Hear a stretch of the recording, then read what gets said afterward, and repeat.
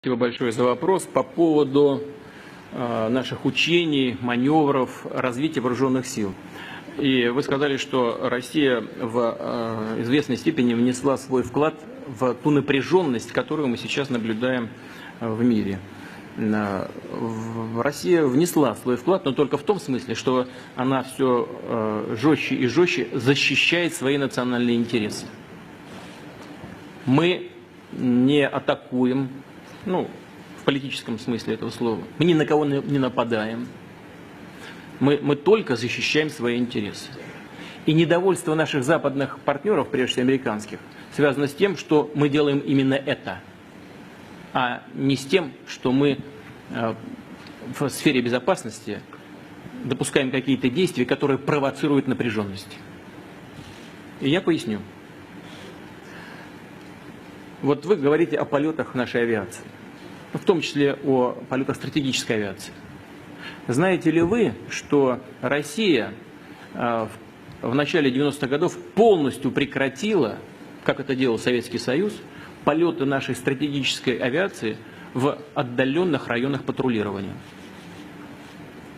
Мы полностью прекратили.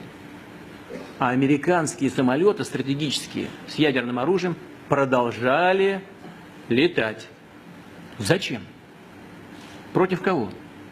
Кому угрожали? И мы не летали и не летали, не летали и не летали, из года в год. И вот только пару лет, тройку назад, возобновили эти полеты. Так кто провоцирует? Мы, что ли? Значит, у нас две базы практически только за границей. И то на террористически опасных направлениях. В Киргизии, после того, как туда зашли боевики из Афганистана, по просьбе киргизских властей, тогда Акаева президент. И в Таджикистане, тоже на границе с Афганистаном. Думаю, что и вы заинтересованы в том, чтобы там было все спокойно. И это обосновано, понятно и ясно. Американские базы по всему земному шару. И вы хотите сказать, что мы ведем себя агрессивно? Здравый смысл-то есть или нет? В Европе что делают американские вооруженные силы, в том числе тактическое ядерное оружие? Чего там делают? Послушайте, у нас бюджет Министерства обороны на следующий год, он вырос. Но он в долларовом эквиваленте где-то, чтобы мне не ошибиться, 50 миллиардов примерно. А бюджет Пентагона почти в 10 раз больше. 575 миллиардов, по-моему, утвердил Конгресс недавно. И вы хотите сказать, что мы проводим агрессивную политику? Здравый смысл-то есть или нет? Мы, что ли, свои вооруженные силы выдвигаем к границам Соединенных Штатов либо других государств? Базы кто двигает к нам НАТО? Военную инфраструктуру? Не мы. Нас кто-нибудь слушает, хоть какой-то диалог с нами по этому поводу ведут? Нет, вообще никакого. Всегда в ответ только одно. Не ваше дело. Каждая страна имеет право выбирать свой способ обеспечения безопасности. Да, хорошо. Но тогда и мы тоже будем это делать. Почему нам это запрещено? Ну и, наконец,